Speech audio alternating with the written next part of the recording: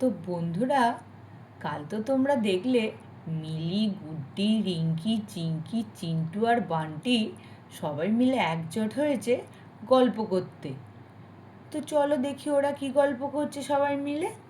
কত মজা করছে দেখো সবাই মিলে। মিলি, সবাই এলো, সব বন্ধুরা এলো, কিন্তু রাই এলো না কেন রে? আরে গুড্ডি দিদি, রায় দিদির তো পরীক্ষা চলছিল, মনে হয় সেই জন্যই আসতে পারিনি। আজ তো পরীক্ষার শেষ দিন ছিল, হয়তো বিকালের দিকে আসবে। ও, তাই বুঝি। ঠিক আছে, দেখা যাক। আচ্ছা গুড্ডি দিদি, তুমি কি যাবে রায় দিদিদের ওখানে? আর বাগানেও একটু ঘুরে আসবো তাহলে। হ্যাঁ রে, গেলেই হয়। চ, মা আর মাসিমণিকে একবার বলে আসি। মা, ও মা, মা, মাসিমণি, তোমরা কোথায়? হ্যাঁ বল, কি হয়েছে? মা, আমরা কি একটু বাইরে ঘুরতে যাব? হ্যাঁ, যাও না। তবে গুড্ডি, তোমার তো পায়ে ব্যথা, কাল যেভাবে পড়ে গেলে, তুমি কি করে যাবে আজকে? মাসিমণি, আমার পায়ের ব্যথা এখন ঠিক হয়ে গেছে। রাত্রে যে তুমি মালিশ করে দিলে, সেটার জন্য হয়তো। হ্যাঁ, এখন তো ব্যথা ঠিকই হবে। বাইরে ঘুরতে যেতে হবে না। একটু যদি ঘরে বসে থাকতে বলি, তখন তোমার ব্যথাটা চাগার দেয়। না হলে তো সবই ঠিক। কি বলো? আচ্ছা দিদি, যেতে দে না, যেতে চায় যখন। এই তো এলো, একটু ঘুরবে ফিরবে মজা করবে তবেই না। আচ্ছা গুড্ডি, তুমি সাবধানে যাবে, দৌড়াবে না বেশি, আর পুকুরের দিকে একদম যাবে না। মিলি, শুনছো?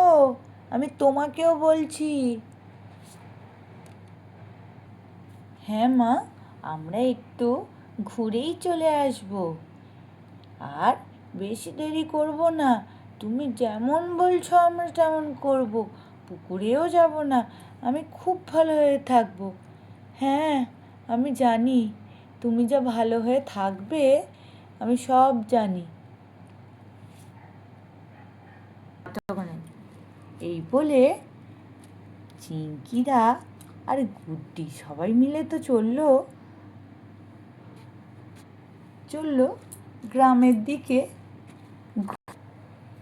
দিদি, বাচ্চারা তো বাইরে ঘুরতে গেল, ঘরের কাজকর্মগুলো সেরকমভাবে হয়নি, জলটাও ফুরিয়ে গেছে। তুই ঘরে থাক, আমি একটু জলটা নিয়ে আসি। আরে, আরে না রে বোন, অনেক দিন হলো আমিও পুকুরে যাই না, চল না আজ তোর সাথে আমিও যাই। যাবি? আচ্ছা, ঠিক আছে, দাঁড়া, কলসিটা আর বালতিটা তাহলে নিয়ে আসি, তুইও একটা নিবি আমিও একটা নিয়ে নেবো। হ্যাঁ, সেটাই বরঞ্চ ভালো হবে। নিয়ে আসি। চলো, জলটা নিয়ে চলে আসি বাচ্চারা আসার আগে। দিদি, তোর মনে আছে বিয়ের আগে আমরা কিভাবে পুকুরে গিয়ে স্নান করতাম, মাছ ধরতাম? তুই ঠিক বলেছিস, সেগুলো আর হয়ই না। আগে কতই না মজা হতো বল, দুজনে মিলে কত কিছু করেছি। আর মা আমাদের কঞ্চি নিয়ে তাড়া করতো, তোর মনে আছে? তুই না, তোরও সব মনে রাখিস বল। হ্যাঁ রে, মনে আর থাকবে না? আজ কত বছর পর তুই আর আমি একসাথে। চল, নিয়েই চলে আসি জলটা। উফ, কি ভারী রে দিদি জায়গাটা। হ্যাঁ রে, খুব ভারী হয়েছে। চল, গিয়ে রাখি আগে, তারপরে একটু বসে না হয় রান্না চাপাবো। রাত মীরারা এই সবে বালতি রেখে বসেছে, এমন সময় মীরার প্রতিবেশী রেনু আসে। মীরা, ও মীরা, কই তোমরা? এই তো রেনু দিদি, আমরা তো এখানেই বসে আছি, বলো কি হয়েছে? হ্যাঁ বলো রেনু দিদি, কেমন আছো তুমি? আর বলিস না, রান্না করতে যাচ্ছি, এমন সময় দেখি নুন শেষ হয়ে গেছে। তোর কাছে একটু নুন হবে রে? আমার না কোমরে বড্ড ব্যথা, একটু বাজারেও যেতে পারিনি, একটু নুন দে না রে। আচ্ছা দাঁড়াও, আমি নিয়ে আসছি। এই নাও রেনু দিদি, তোমার নুন। ধন্যবাদ রে, খুব ধন্যবাদ তোকে আমাকে এই নুনটা দেওয়ার জন্য। আরে রেনু দিদি, ঠিক আছে, এত ধন্যবাদ আবার কিসের? আরে শোন না মীরা, বলছি যে রিঙ্কি আর চিঙ্কি কি এসেছে নাকি এখানে? হ্যাঁ গো, এসেছিল তো সকালে। এই দুটোকে আজকে আমি দেখিস কি করি, সকালে বেরিয়েছে, এখনও আসার নাম নেই। বলতো খাবে কখন, স্নান করবে কখন? আরে রেনু দিদি, অত টেনশন করো না, এই ছুটি পড়েছে, বাচ্চাগুলো এখন খেলবে না তো আর কখন খেলবে বলো? এই আমার দিদি এসেছে না, সবাই মিলে ওই জন্যই বাচ্চাগুলোকে নিয়ে একটু ঘুরতে গেছে। ও, মেঘা এসছে? তা কোথায় রে? ডাক দেখি একবার। দিদি, এ দিদি, একবার বাইরে আয় তো, দেখ তো কে এসছে আমাদের বাড়ি। কি করে নো দিদি, কেমন আছো তুমি? আরে আরে আরে মেঘা, কতদিন পর তোকে দেখছি, আয় বোন, একটু কোলাকুলি করে নি। আয় আয় আয়, কেমন আছিস বল? তোর তো পাত্তাই পাওয়া যায় না, শুনলুম তুই নাকি এখানে আবার বাড়ি করছিস। হ্যাঁ গো রেনু দিদি, ঠিকই শুনেছ, ওই গ্রামের দিকে আসতে ওর জামাইবাবুর খুব মন করছিল, তাই পাশের জমিটা বিক্রি ছিল বলে আমরা এখানেই চলে এলাম। এমনিতেও ওই সব জায়গায় আর থাকা যাচ্ছে না জানো। তা ভালো ভালো, তা তুই এলি যখন জামাইকে আনলি না কেন? আর বলো না, ওখানেও তো সব গুছাতে হবে, কদিন বাদে এখানে যখন সবাই চলেই আসবো, সব কাজ তো মিটিয়েই আসতে হবে বলো।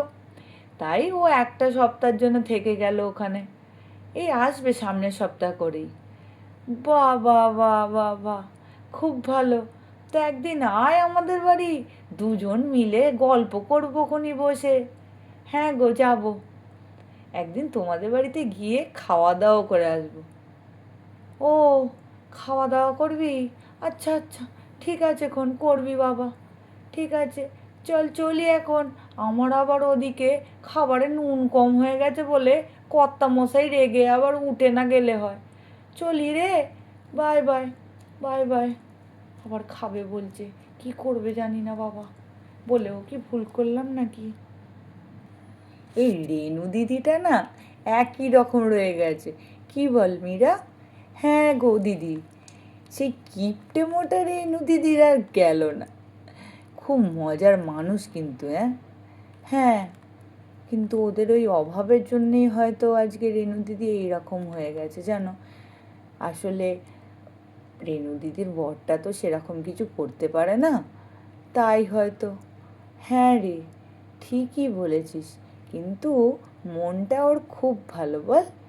হ্যাঁ গো দিদি, এত দেরি হয়ে গেল, বাচ্চাগুলো এখনো এলো না কেন বলো তো? তাই তো ভাবছি, চল দেখি ওরা কোথায় গেল, একবার ঘুরেই আসি। চল যাই তাহলে আমি তোর সাথে। আচ্ছা, হ্যাঁ চলো চলো চলো। এর পরের পার্টে কি হলো সেটা জানতে বন্ধুরা অবশ্যই চোখ রাখতে হবে মীরার সংসারে। বন্ধুরা, চ্যানেলটা কিন্তু লাইক অ্যান্ড সাবস্ক্রাইব করে দিও অবশ্যই। আজকের জন্য টাটা, কাল দেখা হচ্ছে আবার, বাই।